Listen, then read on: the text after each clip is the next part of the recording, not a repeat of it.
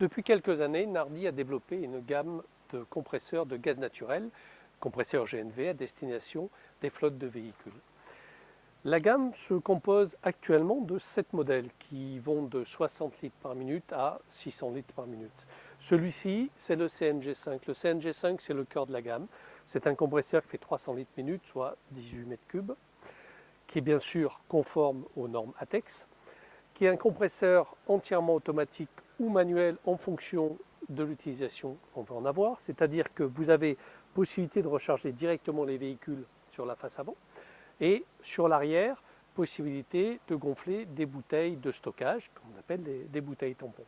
En fonction recharge de véhicule, vous allez appuyer sur Start pour démarrer le compresseur. Une fois que le compresseur est arrivé à la pression maximum de stockage des bouteilles dans le véhicule, il s'arrête tout seul.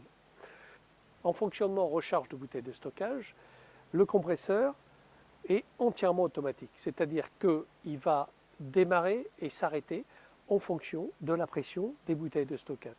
Donc le compresseur redémarre tout seul, charge les bouteilles. Une fois que les bouteilles sont arrivées à la pression, il s'arrête. Une fois qu'on recharge les véhicules à partir de ces bouteilles, le compresseur va redémarrer tout seul pour permettre de remettre en pression les bouteilles. Vous avez bien sûr une régulation de la pression d'entrée. Pour des modèles standards comme celui-ci, la pression est entre 50 et 500 millibars, qui correspond au réseau traditionnel. Si jamais la pression tombe en dessous de 50 millibars, le compresseur va s'arrêter. Si jamais elle est au-dessus de 500, elle va s'arrêter. Ces alarmes et ces données sont paramétrables, bien évidemment.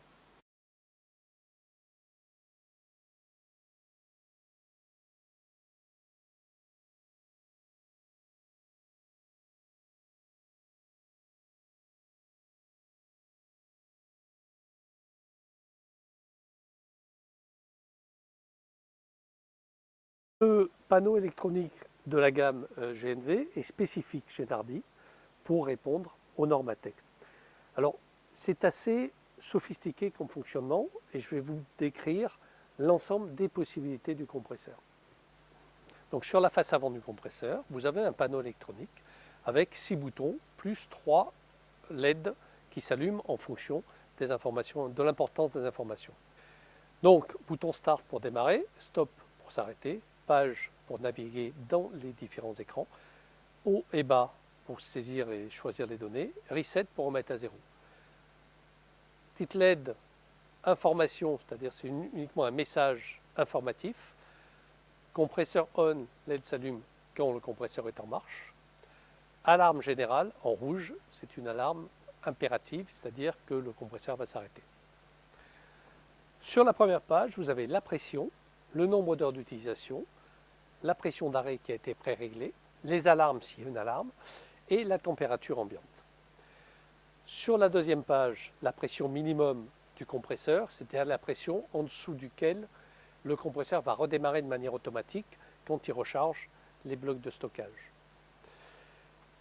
La pression d'aspiration, la température du dernier étage du compresseur, le temps avant maintenance, et on revient à la page de base. Si on veut rentrer dans le mode réglage du compresseur, on a le réglage du rétroéclairage, du contraste de l'écran, la langue du système, sélection de la pression, donc bar ou PSI ou PA, le courant maximum du moteur qui va déclencher une alarme si jamais une surconsommation, le mode du remplissage, donc automatique ou manuel.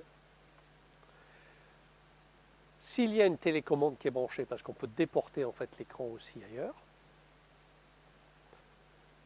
Une alarme éventuellement de temps de remplissage dépassé. Un code d'entretien, c'est-à-dire qu'on peut rentrer un code pour que les gens n'aient pas accès de manière facile à ce menu. Le numéro de série. Le type d'alimentation, en l'occurrence là c'est triphasé. Le détecteur d'huile actif ou pas actif.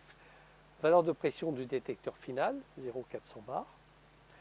Des pressions minimum du compresseur en pause. dépression maximum de redémarrage du compresseur, alarme de dépression minimum 7 millibars, alarme de dépression maximum du compresseur 499 millibars. Sélection de la température, sonde de température, en l'occurrence il n'y a que le dernier étage, mais on peut en monter éventuellement sur les autres. S'il y a la température à 160 degrés, si ça dépasse 160 degrés, il y a une alarme et le compresseur s'arrête. Temps avant la maintenance, donc la première maintenance est à 1000 heures. Une fois qu'on a fini, on garde appuyé sur page et on sauvegarde ou pas les paramètres.